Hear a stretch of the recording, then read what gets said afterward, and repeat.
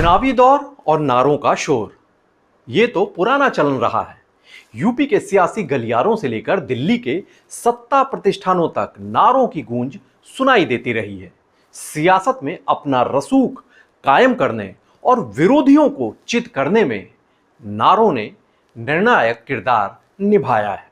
फिलहाल यूपी में सियासी दिग्गजों के बयानों से उपजे और उनके समर्थकों के पोस्टरों की इबारत में दर्ज नारे सुर्खियों में छाए हुए हैं। इनकी वजह से न सिर्फ उत्तर प्रदेश के उपचुनाव में माहौल गरमाया है, बल्कि दूसरे सूबों में हो रहे विधानसभा चुनावों की सरगर्मी में भी इजाफा हो गया है। नमस्कार, मैं हूं ज्ञानेंद्र शुक्ल।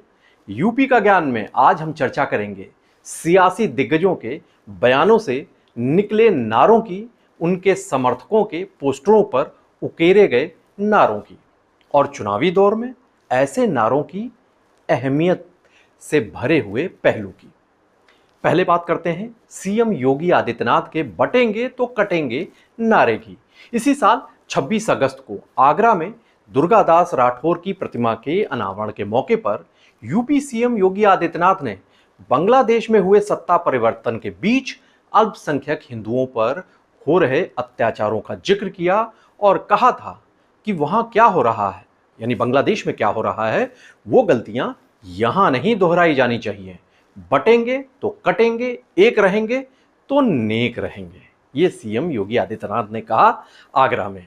इसके बाद हरियाणा विधानसभा चुनाव प्रचार में जब सीएम योगी निकले तो फिर इसी नारे को दोहराया उन्होंने। जम्मू कश्मीर में भी ये नारा दोहराया गया और हरियाणा में तो इसका व्यापक असर हुआ। एंटी इनकम्बेंसी की चुनौती से जूझ रही बीजेपी के पक्ष में वोटर लामबंद हुए और तीसरी बार हरियाणा की सत्ता में बीजेपी की वापसी भी हुई। फिर तो ये नारा जबरदस्त हिट हो गया और हरियाणा यूपी से होते हुए इस नारे ने महाराष्ट्र और झारखंड विधानसभा चुनाव में भी अपनी दस्तक दी और वहां की सियासत को गरमा दिया। सनातनी धर्मगुरुओं से लेकर आरएसएस तक ने योगी के बटेंगे तो कटेंगे नारे का जमकर समर्थन किया।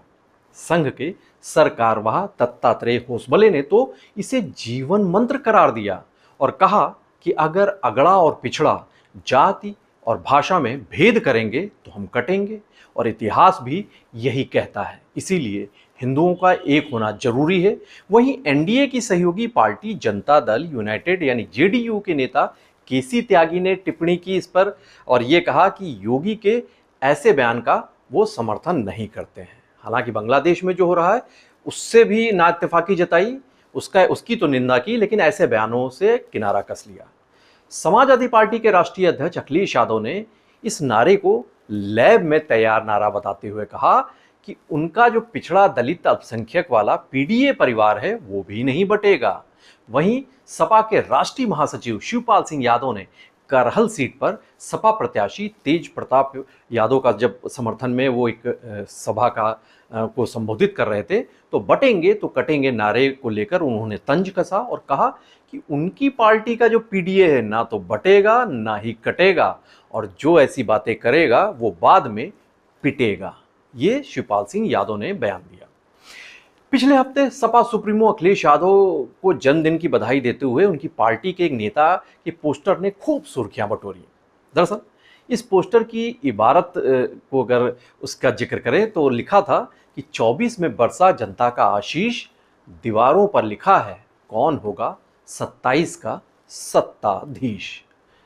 और 27 का सत्ताधीश वाला ये पोस्टर, ये नारा खूब वायरल हुआ। पोस्टर लगाने वाले समाजवादी पार्टी के नेता जयराम पांडे ने बयान दिया कि जैसे सपा ने 2024 के लोकसभा चुनाव में जीत दर्ज की है, वैसे ही 2027 में उनकी पार्टी राज्य में यानी उत्तर प्रदेश में जीत दर्ज करेगी और अखिलेश यादव फिर से प्रदेश का नेतृत्व करेंगे। गोरखपुर से सांसद और अभिनेता रविकिशन ने सपा प्रमुख को जन्मदिन की बधाई तो दी, लेकिन साथ ही टिप्पणी भी की कि लोकतंत्र में सभी को पोस्टर लगाने का हक है, पर उपचुनाव में हम लोग जीत रहे हैं। ये रविकिशन ने कहा, यानी बीजेपी जीत रही है और 27 में फिर से योगी आदित्यनाथ के नेतृत्व में बीजेपी की सरकार आ रही है। सपा को सरकार बनाने के लिए अभी और 27 साल इंतजार करना होगा, रविकिशन ने यह बयान दिया। समाजवादी पार्टी का जो 27 के सत्ताधीश अखिलेश वाला जो नारा था उसके पलटवार की भी तैयारी हुई और एक और नया पोस्टर लगा निषाद पार्टी के मुखिया और कैबिनेट मंत्री डॉक्टर संजय निषाद के समर्थन में, और लिखा गया उनके बारे में कि 27 का खेवनहार। ये एक नया नारा गढ़ा गया। यूपी में ये ऐसे पोस्टर मुख्यमंत्री आवास से लेकर बीजेपी मुख्यालय के पास तक लगाए गए, कई सारी होर्डिंग्स लगी, उनमें ये नारा दर्ज था। दरअसल उपचुनाव में कोई भी सीट नहीं मिलने के बाद बीजेपी का जो ये फैसला हुआ था, उसके बाद निषाद पार्टी के इस पोस्टर ने सबका ध्यान अपनी ओर खींचा। इसे लेकर कई कयास भी लगने लगे। तो निषाद पार्टी के प्रवक्ता और सचिव अजय सिंह ने दलील दी कि आगामी विधानसभा चुनाव में उनकी पार्टी ही यूपी में एनडीए की खेवनहार बनेगी, यानी निषाद पार्टी खेवनहार बनेगी। नारों की जो ये श्रृंखला है बड़ी लंबी है। बीते 2 दशकों की बात करें उत्तर प्रदेश के परिप्रेक्ष्य में, तो ऐसे नारों ने कई सभाओं को वहाँ पर माहौल बनाया, कई होर्डिंग्स में नारे नजर आए। और जब अटल बिहारी वाजपेयी का दौर हुआ करता था तो इंडिया शाइनिंग का नारा यूपी में हर कहीं दिखाई दिया, खूब गूंजा, खूब पोस्टरों में दर्ज हुआ। काशी में जब चुनाव लड़ने पहुंचे नरेंद्र मोदी, जो बाद में पीएम भी बने 2014 के बाद, तो उन्होंने कहा था कि गंगा मैया ने उन्हें बुलाया है। ये खूब पोस्टरों में ये नारा दिखाई दिया। हर हर मोदी, घर घर मोदी की भी गूंज सुनाई दी। इसके बाद अच्छे दिन आने वाले हैं, ये भी गूंजा। तो सबका साथ, सबका विश्वास और सबका विकास, ये भी नारा सुनाई दिया।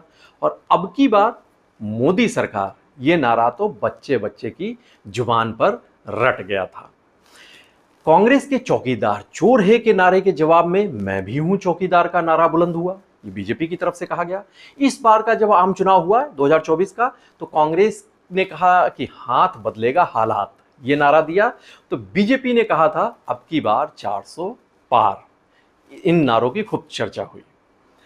तो चुनावी फतेह के बाद जब समाजवादी पार्टी ने बेहतर प्रदर्शन किया तो फिर सबके हैं श्री अखिलेश और अयोध्या के अवधेश, और अखिलेश यादव को भावी पीएम बताने वाले ऐसे नारे दर्ज होने वाले पोस्टर भी खूब दिखाई दिए।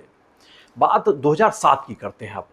उत्तर प्रदेश के विधानसभा चुनाव से पहले बीएसपी ने नारा दिया था चढ़ गुंडन की छाती पर मोहर लगेगी हाथी पर। इस नारे ने तत्कालीन समाजवादी पार्टी के शासन में जो कानून व्यवस्था की बिगड़ी दशा थी उस मुद्दे को खूब उभारा, उसे तूल दिया, जिसका चुनावी फायदा हुआ और मुलायम सिंह यादव के नेतृत्व वाली सरकार गई और मायावती की सरकार कायम हुई। कभी तिलक तराजू और तलवार, इनको मारो जूते चार, इस तरीके के विवादित नारे गूंजते थे उत्तर प्रदेश में, सुनाई देते थे। इस दौर से आगे बढ़कर बीएसपी ने सर्व समाज को जोड़ने की मुहिम छेड़ी तो एक नया नारा सुनाई दिया, हाथी नहीं गणेश है, ब्रह्मा विष्णु महेश है। और दलित ब्राह्मण गठजोड़ की एक जो सोशल इंजीनियरिंग चली थी मायावती ने 2007 में और पूर्ण बहुमत की उत्तर प्रदेश में सरकार बनाई थी, तब फिर एक नारा सुनाई दिया कि पंडित शंख बजाएगा हाथी बढ़ता जाएगा, यानी ब्राह्मण साथ देंगे और बीएसपी का हाथी आगे बढ़ेगा। खैर, इन सब बातों से जाहिर है कि सियासी अखाड़े में नारों के जरिए बड़े बड़े सियासी उलटफेर हुए हैं। नारों से सियासत की दशा और दिशा दोनों बदली है। कुछ नारे तो गेम चेंजर भी साबित हुए हैं। चुनावी दौर में तो इन्हीं नारों की वजह से कई दलों की उम्मीदें अर्श पर जा पहुंची, तो कईयों की ख्वाहिशें फर्श पर जा गिरी धड़ाम से। बहरहाल, एक बार की फिर से उपचुनाव के माहौल में नए नए नारों का नाद सुनाई दे रहा है। कई नारे गूंज रहे हैं। इस दौर के नारों से किसके समीकरण परवान चढ़ेंगे, किसके दांव खाक में मिल जाएंगे, इस ओर सभी की निगाहें टिकी हुई हैं। हम भी इस पर अपनी नज़र बनाए रखेंगे और आप बने रहिए पीटीसी न्यूज़ उत्तर प्रदेश के साथ। नमस्कार।